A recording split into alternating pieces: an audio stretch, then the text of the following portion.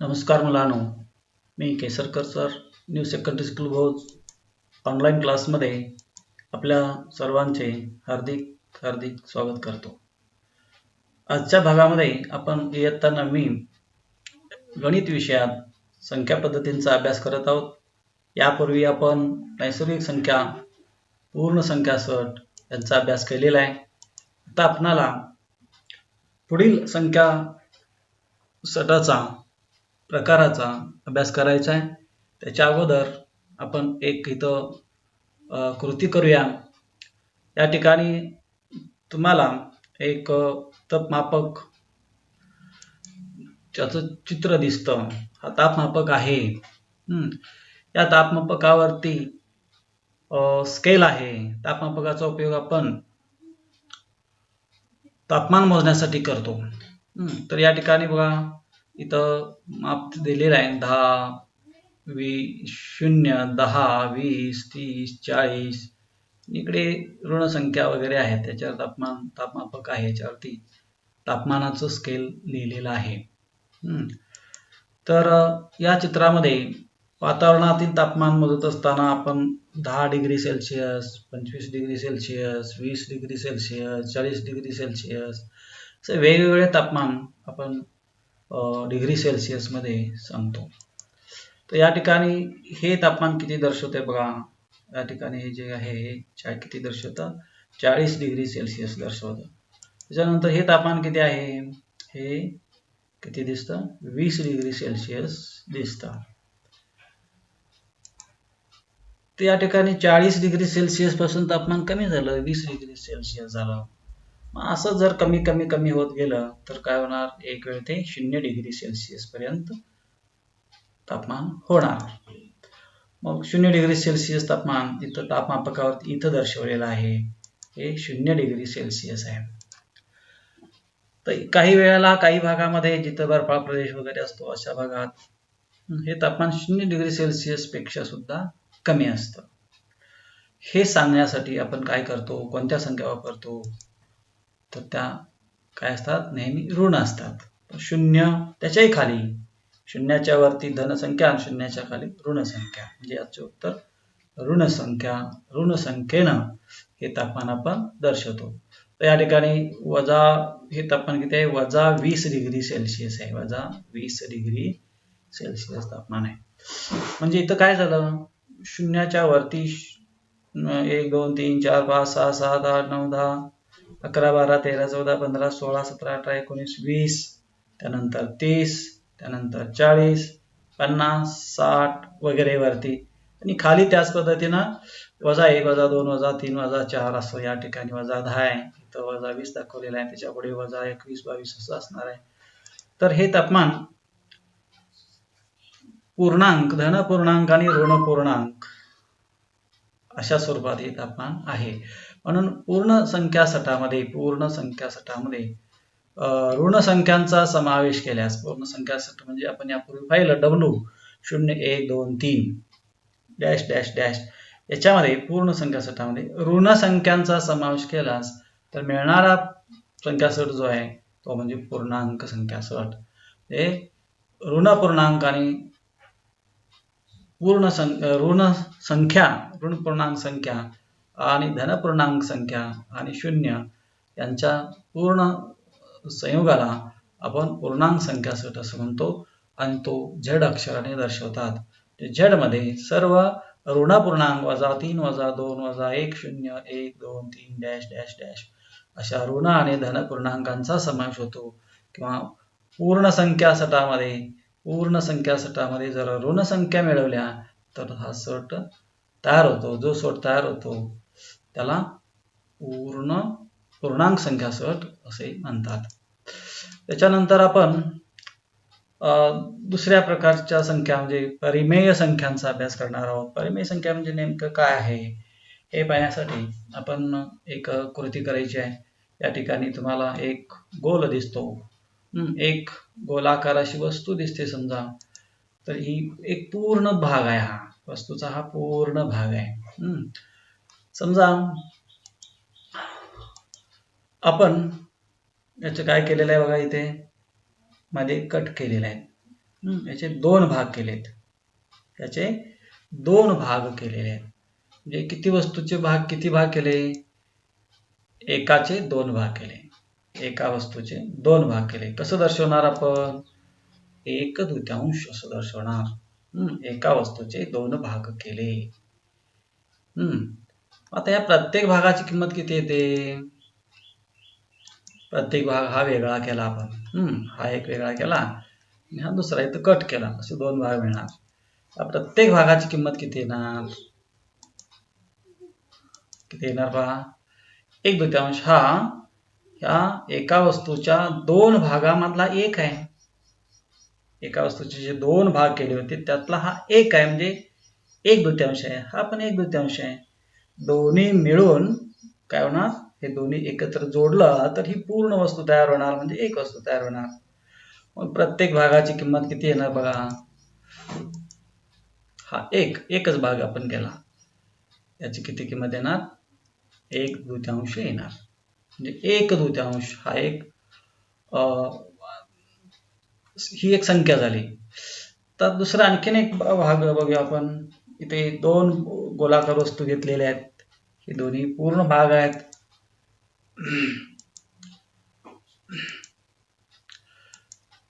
आपण आता काय केलेलं आहे? इथे या पूर्ण भागाचे 4 भाग केलेत. 4 किती भाग केलेत बघा? 4 समान भाग केलेले आहेत. या कसं एकाचे 4 भाग केलेत, एका वस्तूचे 4 भाग केले. कसं दर्शवणार? एक वस्तूचे 4 भाग केलेले आहेत, म्हणजे 1/4 हे असं एकाचे 4 भाग केलेले आहेत. 1/4. आता हे भाग आपण जर वेगळे केले, कट केले, तर किती होणार?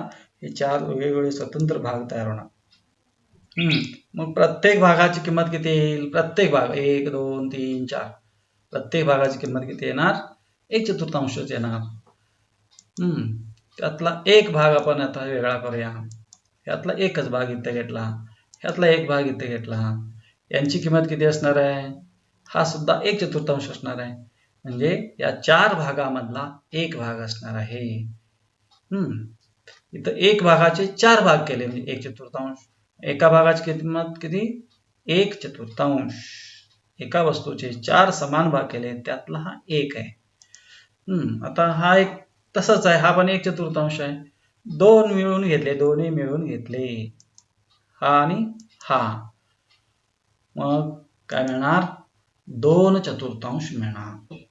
म्हणजे ह्या दोन वस्तू आहेत, प्रत्येकाचे 4 भाग केलेत आणि प्रत्येकातून एक भाग घेतलाय, म्हणजे 2 भाग घेतलेत. 4 भागापैकी 2 भाग घेतलेत, म्हणजे 2/4. या ठिकाणी आपण ही संख्या वेगळ्या स्वरूपात मांडली. म्हणजे वस्तूची वाटणी करत असताना, विभागणी करत असताना, भाग करत असताना आपण संख्या 1/4, 1/4 या स्वरूपात मांडतो, लिहितो, दर्शवितो. तर अशा प्रकारच्या संख्यांना 1/4, 1/2, 2/4 अशा प्रकारच्या संख्यांना परिमेय संख्या असं म्हणतात. म्हणजे काय? 1/4 म्हणजे ज्या संख्या भागाकार स्वरूपात p/q स्वरूपात लिहिता येतात त्यांना परिमेय संख्या असे म्हणतात. इथं p आणि q हे काय असतात? पूर्णांक असतात. पूर्णांक असत नाही, पूर्णांक असतात. जे ऋण पूर्णांक असतील किंवा धन पूर्णांक असतील. q शून्य नसते, q ची किंमत 0 नसते. अशा संख्यांना आपण परिमेय संख्या म्हणतो. परिमेय संख्या q अक्षराने दर्शवतात, म्हणून q बरोबर काय लिहिता येईल? -2, -1/2, -1, 0, 1, 1/2, 2, डॅश डॅश डॅश असं लिहिता येईल. याच्यामध्ये पूर्णांक पण आहेत, शून्य पण आहे आणि अपूर्णांक पण आहेत. या परिमेय संख्यांचे गुणधर्म काय बघा? परिमेय संख्या अंत्य दशांशी असतात किंवा आवर्ती दशांशी असतात. त्यांचा दशांश विस्तार लिहिला तर त्या अंत्य दशांशी असतात किंवा एकाच संख्येची पुनरावृत्ती दशांश विस्तारामध्ये होत असते. उदाहरणार्थ 1/2 याचा जर दशांश विस्तार केला तर 0.5 येतं. 3/4 याचा जर दशांश विस्तार केला तर 0.75 येतं, म्हणजे अंत दशांश आहेत, ह्या अंत दशांश आहेत. आणि 7/6 घेतला तर 1.611666 6 या अंकाची पुनरावृत्ती होते, आवर्तन आहेत. 8/3 2.666 6ची पुनरावृत्ती होते, म्हणजे ही आवर्ती दशांश विस्तार असलेली आहे, ही आवर्ती दशांश किंवा पुनरावृत्ती दशांश विस्तार असलेली आहे. म्हणजे परिमेय संख्या या अंत्य दशांश असतात किंवा आवर्ती दशांशी असतात. 12/4 म्हणजे 3 4 1 4 4 त्रिकम 12 3 हा पूर्णांक पण आहे. 0/5 0/5 म्हणजे 0, म्हणजे 0 ही सुद्धा आपल्याला p भागिले q स्वरूपात लिहिता येते. म्हणून 0 सुद्धा काय आहे, परिमेय संख्या आहे. 3 परिमेय संख्या आहे, 2 परिमेय संख्या आहे. म्हणजे सगळ्या नैसर्गिक संख्या ज्या आहेत, पूर्ण संख्या ज्या आहेत, पूर्णांक संख्या ज्या आहेत, या सगळ्या काय आहेत, परिमेय संख्या आहेत, कारण त्या p भागिले q स्वरूपात लिहिता येतात. 25/25 म्हणजे 1, म्हणजे 1 आहे. 2/1 म्हणजे 2, म्हणजे पूर्णांक. आणि p भागिले q स्वरूपात मांडता येणाऱ्या अशा सर्व संख्यांना परिमेय संख्या असं म्हणतात. आता आपल्याला अपरिमेय संख्यांचा अभ्यास करायचा आहे. आणखीन एक प्रकार, ज्या p भागिले q स्वरूपात मांडता येत नाहीत अशा पण काही संख्या असतील ना. काही इतर संख्या दिलेल्या आहेत, दशांश विस्तार दिलेला आहे. काय बघा, 5.303 0 0 0 3 0 0 0 3 0 0 0 4 वेळा आहे 3, मग 5 वेळा 0 आहे, मग असं. इथं अंकांची पुनरावृत्ती झाली का? अंकाची पुनरावृत्ती झालेली नाही, या आवर्ती दशांशी नाही. आणखीन एक बघा, 18.75 75 775, त्यानंतर 7 3 वेळा मग 5, मग 7 4 वेळा मग 5. कुठल्याच एका अंकाची कंपल्सरी कंटिन्युअस नियमित पुनरावृत्ती नाही. 286.29 2299 222 999 2222 9999 असं. इथे सुद्धा आवर्ती नाही आहेत, पण कोणत्याच अंकाची पुनरावृत्ती झालेली नाही. ही पायची किंमत आहे. पायची किंमत ह्याचं निरीक्षण केलं असता इथे सुद्धा दशांश विस्तारामध्ये कोणत्याही अंकाची पुनरावृत्ती झालेली नाही. अशा यावरील दशांश संख्यांचा विस्तार हा अनंत अनावर्ती आहे. अनावर्ती आहे, आवर्तन नाही, पुनरावृत्ती नाही.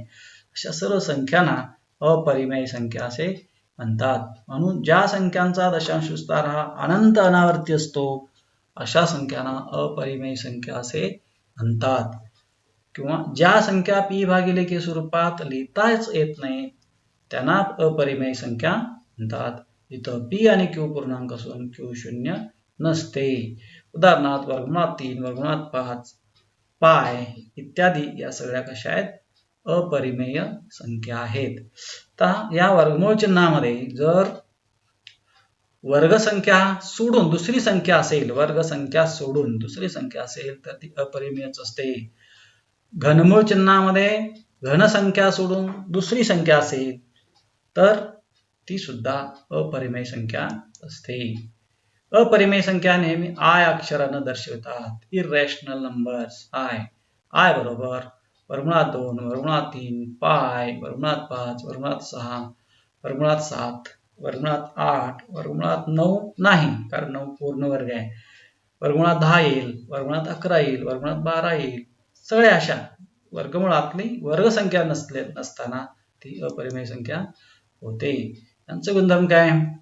अंत्यदशांशी नसतात, आवर्ती दशांशी नसतात, p भागिले q स्वरूपात मांडता येत नाहीत, फक्त अनावर्ती दशांश विस्तार असलेले असतात. यांचा विस्तार कसा असतो? फक्त अनावर्ती असतो. आता आणखीन एक संख्यांचा प्रकार जो आहे तो वास्तव संख्या असं आपण म्हणतो. हा काय आहे बघा, वास्तव संख्या म्हणजे काय आपल्याला पाहायचं आहे. हा कोणता संख्या सेट आहे बघा, n बरोबर 1 2 3 4 5 म्हणजे नैसर्गिक संख्या आहेत. हा कोणता आहे? w म्हणजे पूर्ण संख्या सट. नैसर्गिक संख्या सटामध्ये 0 मिळवलं ही पूर्ण संख्या सट तयार होतो. या पूर्ण संख्या सटामध्ये ऋण संख्या मिळवलं तर पूर्णांक संख्या सट तयार होतो.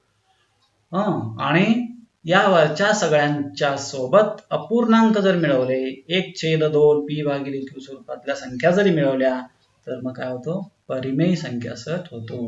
म्हणजे या सगळ्या ज्या आहेत एन डब्ल्यू झेड क्यू या सगळ्या संख्या कशा आहेत पी भागिले क्यू स्वरूपात मांडता येणाऱ्या आहेत. म्हणजे या सर्व परिमेय संख्या आहेत. बरोबर. आता दुसरा एक सेट हा कोणता आहे बघा आय बरोबर √2 √3 पाय √5 √6 √7 √8 वगैरे या सगळ्या संख्या कशा आहेत अपरिमेय संख्या आहेत. आता ह्या दोन्ही जर आपण एकत्र केल्या दोन्ही परिमेय संख्या आणि अपरिमेय संख्या दोन्ही एकत्र केल्या तर आपल्याला काय मिळणार बघा दोन्ही एकत्र केल्या सर्व परिमेय व अपरिमेय संख्यांना मिळून एक नवीन संख्या सेट तयार होईल. त्याला काय म्हणतात वास्तव संख्या सेट असे म्हणतात किंवा संख्या म्हणतात. तो आर अक्षराने दर्शवतात. आर बरोबर -2 -1/2 0 -1 0 1 1/2 2 आहे √2 आहे √3 आहे पाय आहे √5 आहे √6 आहे. सगळ्या परिमेय आणि अपरिमेय संख्या मिळून सगळ्यांना काय म्हणतात वास्तव संख्या असं म्हणतात. तो आर अक्षरानं दर्शवतात. त्यामुळे आपणाला एखादी संख्या कोणत्या प्रकारची आहे नैसर्गिक संख्या आहे का पूर्ण संख्या आहे का पूर्णांक संख्या आहे का परिमेय संख्या आहे का अपरिमेय संख्या आहे का हे ओळखता आलं पाहिजे. याच्या आधारे तुम्हाला स्वाध्याय 1.1 सोडवता येतो. या सर्व संख्यांचे प्रकार व्यवस्थित समजून घ्या जाणून घ्या आणि पुढचा स्वाध्याय सोडवा आणि लक्षात ठेवा. धन्यवाद.